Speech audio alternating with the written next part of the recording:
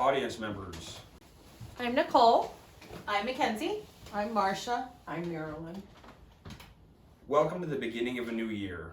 Oftentimes, with each new year, people make New Year's resolutions. These resolutions often involve fitness and nutrition goals that directly correlate with weight loss or body recomposition. I'm going to detail here the 3 most integral concepts in regards to weight loss and how to utilize them moving forward with any weight loss you tend to achieve. I speak from a place of deep personal experience on the subject. I've lost over 125 pounds in the past 3 years. I went from an obese, sedentary person to an active Brazilian Jiu-Jitsu competitor and practitioner. So my understanding of this is both comprehensive and extremely intimate. I am not some 21-year-old kid at Planet Fitness who took a 12-week nutrition course and wants to call himself an expert in the field. Nor am I a social media influencer trying to sell you a product or posting things for likes or for clout. I'm talking about hard work and dedication that I have directly applied and will continue applying every day for the rest of my life. Everyone's weight loss goals are different. Some people want to lose 10, 50, 100, or even 200 pounds. Regardless of the amount of weight you want to lose, these core principles will be effective in that pursuit regardless. Weight loss as a whole is a dynamic, unique, and non-linear process that these 3 concepts will be universal to. The development of a more comprehensive approach to weight loss and understanding the mental aspects, the nutritional aspects, and the physical aspects in relation to weight loss as a whole are extremely important. The first and arguably the most fundamental part of anyone's weight loss journey is that of a mentality. There's a term that I coined, it's the fallacy of motivation. Essentially, the fallacy of motivation states you cannot rely on motivation. You're not going to wake up every morning and be motivated to do what you have to do, especially if it's working out, lifting weights, or going running. You have to be able to rely on discipline. Discipline equals freedom. Essentially what that means is regardless of how you feel when you wake up in the morning, you're going to get up and you're going to get after it. You're going to do what you have to do regardless of how happy or how sad or any emotional involvement you may have had from the day prior or the week prior. You're going to get it done no matter what. The second most important part of establishing a good mentality in regards to weight loss is that of goal setting. Goals come in all different chronological formats, from short-term, medium-term, to long-term goals. How I explain goals to people, I call it the dartboard theory. It's important to understand that for a dartboard to be effective, there has to be darts. Conversely, for a dart to be anything other than a paperweight, there has to be a dartboard.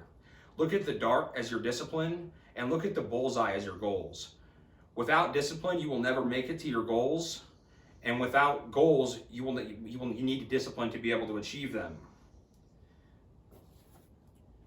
The important part to that is understanding these mental framework notes is being able to apply them to the next 2 concepts.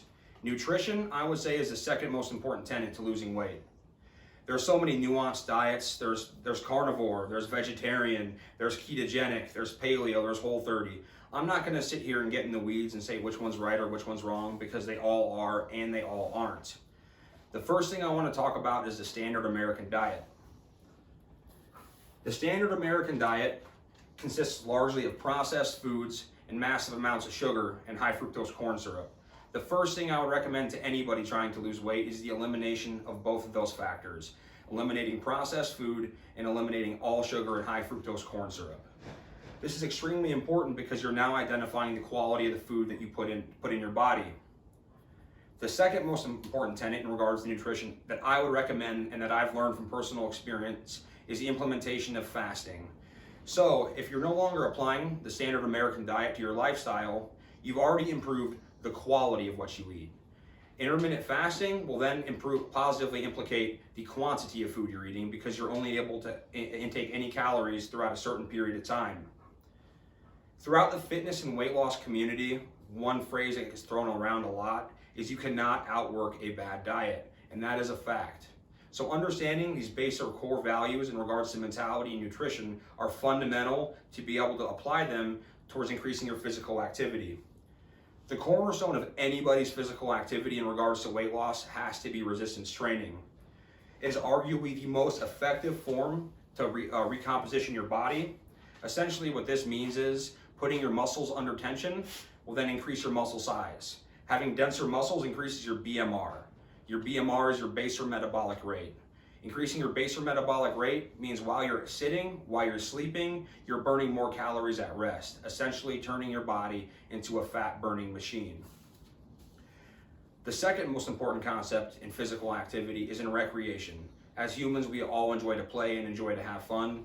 It is finding something that you enjoy to do that's physical. For me, it may be combat sports. For somebody else, it might be yoga, Pilates, tennis, or basketball. Regardless of the activity, it has to be something that you enjoy to do and that you do because it's fun and it's also physical. Implementing that will help you develop a sustainable, healthy lifestyle in a way that is fun and, again, sustainable, because sustainability is key in any long-term weight loss program. So in the age of the internet and technology, there's an unlimited supply of information about weight loss, and each piece of information is different for everybody. The way you take it and the way you read it and the way it's presented to you. These core and fundamental concepts are applicable in every stage or in every aspect of that, regardless of dietary preference, recreational hobbies, or etc. The facilitation of these core concepts, again, are absolutely vital. No matter what, without a strong mental state, proper nutrition, and the implementation of physical activity, you will not be able to achieve the goals you're trying to achieve. And again, regardless of any nuance or niche within weight loss, these three will always hold true. If for New Year's you have set a goal to lose weight, then utilize these concepts to achieve that. This comes from years of personal trial and error, learning from coaches and mentors, and doing countless hours of personal research. So an ancient proverb that we're all familiar with is the journey of 1,000 steps starts with a single step. And the importance to that is using this, you can take that first step and apply that towards any weight loss goals that you may have.